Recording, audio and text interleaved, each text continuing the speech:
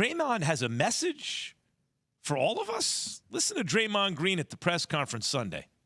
What I will say is stop trying to turn the page on us so fast. Stop trying to turn the page on Bron so fast. We get so caught up in what's the next thing that we don't appreciate the current. And then you get to the next thing and looking back like, man, I wish we still had that. I wish we could still see this. So for me and our guys, we're going to appreciate this every step of the way. He ain't talking to me. Yeah, listen. He's talking to the people that want him off the Warriors and saying that they're not going to pay him and they're not going to pay Clay and Draymond's last. This is Draymond's last game. That's who he's talking to. All those people. Those are the ones because he ain't talking to me. I ain't even worried. One of the reasons when I talked right, about Jay, one of the reasons when I talked about the cliff with Tom Brady is the theory was at the time, and it was not originally mine, is quarterbacks fall off a cliff because at a certain age they're flying really high due to injury, or maybe they just have bad season or age, whatever, they fall off. And at that point, they've been trained to think, okay, it's over, I might as well pack it in. Some of them may have been able to still play at a high level, but they just assume, okay, this is it for me. And I think that when we look at, is it for the Warriors in this group, they must win a championship or else the nucleus is going to be blown up? Why? No. They're good. I think there's a lot of talk now around the new CBA and what happens with the luxury tax in the situation because Wiggins got paid, Jordan Poole got paid, Steph is the guy who will always be paid, Clay's contract is coming up, Draymond Green didn't get extended, right? What are you going to do with his deal? Bob Myers didn't get extended, who is the GM who put this whole team together. So there's a lot of difficult and tough decisions for Joe Lacob moving forward. But I just wanted to state something about this game tonight.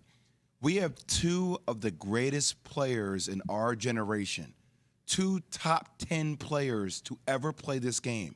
Both players born at the same hospital in Akron, Ohio. Think about how special of a moment this is in history for our sport and how much we've seen them go back and forth. And now it's both teams have legitimate chances to win another championship and what that does for their legacy conversation. Jay, they both were in the same room. Ooh. They're actually twins. They shared the room, Jay. Just saying, man. Listen, they're both sitting on 4 chips. Someone's going to get a chance to pursue their 5th. Someone's going to get knocked out. We have seen in the past where LeBron can take an undermanned team compared to Steph's team past him, even when it seems like Steph maybe has the better situation. Steph has been killing the game, especially recently in the finals through the playoffs. Seems to have the matchup on LeBron here. LeBron has come back to the pack a little bit because of age. Go back to what Draymond said, though. I don't want to just gloss over that. And what you said, that's true to CBA, right, Jay? But I think when you think about it, people tend to jump ahead far too often. They form their opinions and put them out in the universe, right? And hopefully they're right about it. And what I mean by that is we have no idea why Joe Lacob making some decisions about Bob Myers and not extending him today. Guys don't necessarily need to get an extension. May do it. Hey, we'll deal with it at the end of the year.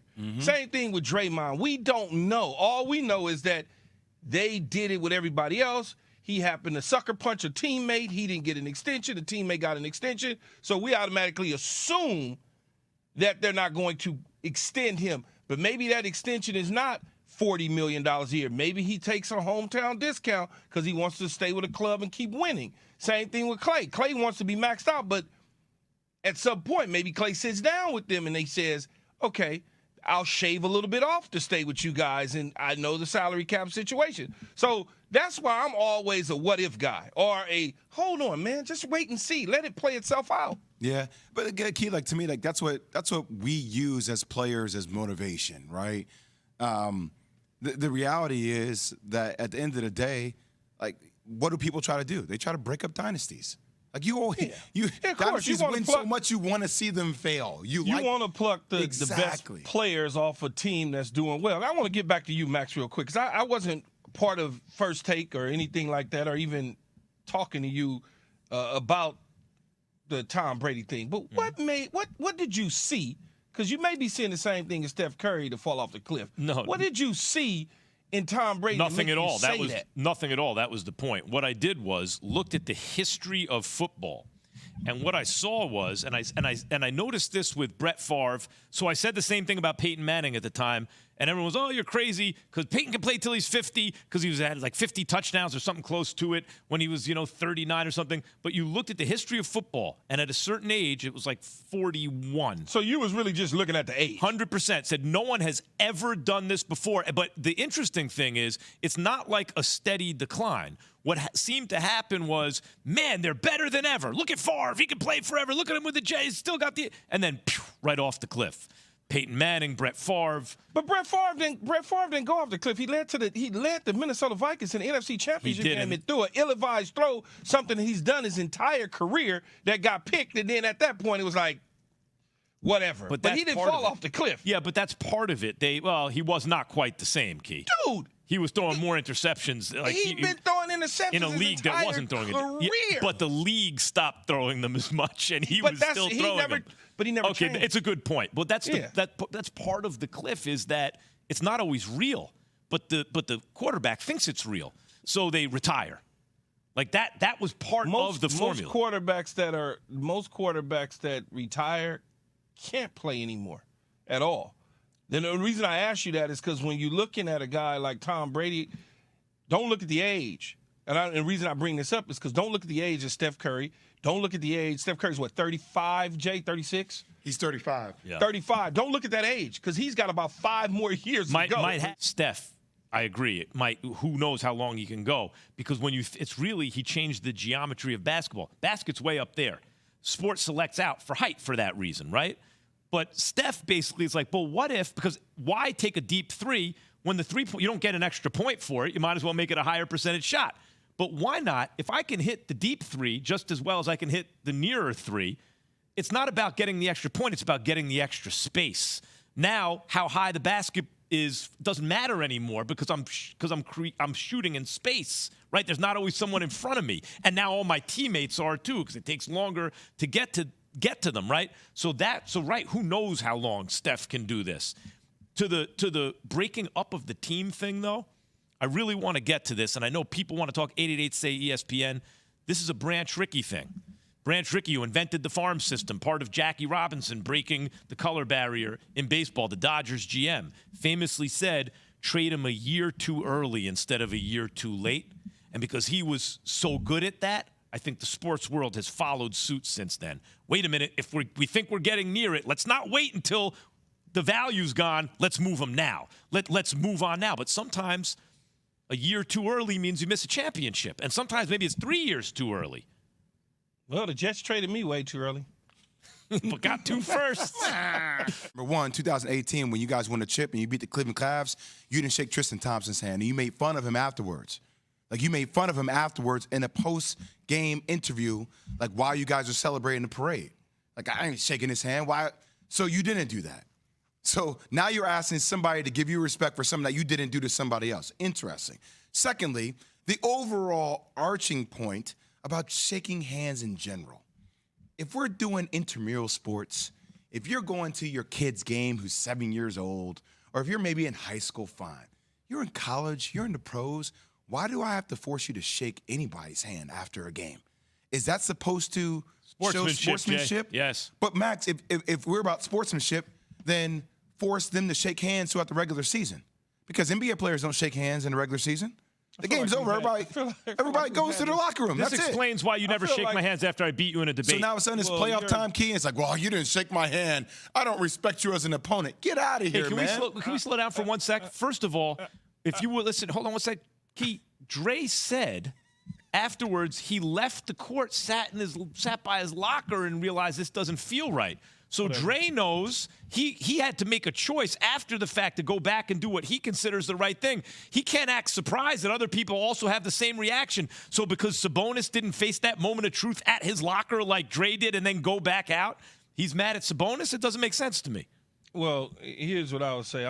Draymond would hate me then, and I could be a bum or whatever you want to call it. When you just bust me across my head at the level that they did, I ain't really got nothing. I'll see you in the tunnel. When we walk in our bus, I'll see you when you come out the locker room. I'll tell the security to go get Draymond. Go get Dray, man. I'm going to holler at him. But I'm not about to be on the court talking to you and powwow. No, I'm not. That's not how I am. And every player is different. I have hugged ex-teammates or really close friends at the end of losses to them. But for the most part in my career, I really don't have nothing for you. I'll see you in the tunnel. Because we're going to see each other in the tunnel. We literally are going to see each other in the tunnel. I mean, you see it all the time in sports. And you know this, Jay. When I come out the locker room, you come out the locker room. If I want to talk to you, I'm going to find you. It's easy to find you. I can tell the security, go get JWill for me, man. Or I could walk into their locker room and be like, man, y'all really did us in. I don't need to do it on the court. I just don't. And I'm with you. These are sometimes, like, I think Dre is really smart. He's a Hall of Fame basketball player. He's a world champion, something that I've never had a chance to experience, right? A national champion in college, but not on that level. But when you become a hypocrite to a degree, because it's easy to find what your past behavior is. So the quote is key from him after they won a championship in 2018. Listen to this. This is what Draymond Green said to NBC Sports. There's a lot of guys in this league, they're soft. We're just cut from a different cloth. We just ain't cut the same. I told one of them dudes from the Cavs after the game, yeah, Tristan tried to shake my hand. I said, Tristan, we ain't cut the same. Didn't shake his hand. But that's one individual as opposed to no one. But he's talking about Sabonis not shaking his hand. That's one individual. I think he's talking about Sabonis Sabonis didn't shake anyone's hand. In other words, you might have a beef with one particular guy. Why do I need to shake your hand, though? Well, according to Draymond, but I don't know. I don't know if Sabonis shook anybody's hand or not. Maybe he just didn't shake Dre's, and Dre assumed that he didn't shake nobody else's. Look, man, when you lose, Max, you don't. You lose, and I got issues with you anyway. You stepped on my chest. You tried to, no, I'm sorry. Yeah, that's right. Yeah. You stepped on my chest because I was thinking about the eye because he got the eye, There's too. a lot of stuff going on. There's a lot going on. You done stepped on my chest, damn near cracked my sternum, and you want me to be like, hey, Max, we cool? I ain't got nothing for you, man. I have nothing for you, regardless if I grabbed your ankle or not. Yeah, right. That's a good I don't point. have Maybe nothing for you. For all he knows, Sabonis shook everyone else's hand. What do you respect more, Key? Like you, and different strokes for different folks, right? Yes, correct. Do you respect a guy like Sabonis not shaking his hand, being pissed off because I'm going to see you again? Or do you respect more the situation with Ja Morant, with after all the talk and everything with Dylan Brooks, him kind of happily giving AD daps and hugging and they're laughing after the loss? Like, I err towards Sabonis. Like, I'm pissed that we lost. See, it's different. I know it's different. Jay, I know it's different. The reason, like I said to you before, I don't know the relationship with AD and Dylan Brooks. They may have a different type of is it Ja? Ja and AD may have a different type of situation. Like I said with me, I've lost to when I played against the Jets and got traded and lost. And at the end of the game, my relationship with some of the defensive players was a hug, a few tears. We miss you. I miss you guys too, blah, blah, blah, blah, blah. And there's other players on the team I didn't even think about. Coaches, I was like, man, I'm not talking to them.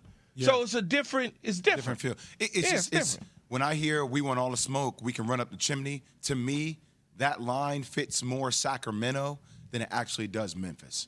Because that's how Sacramento plays. Well, they went to a game 7. Like, that's how Dylan Brooks maybe play that way. I don't know if that's how the Memphis Grizzlies play. They went to a game 7, but to Draymond's earlier point, it's not De'Aaron Fox against Ja Morant right now. It's Steph Curry and LeBron James. Thanks for watching ESPN on YouTube. For live streaming sports and premium content, subscribe to ESPN Plus right now.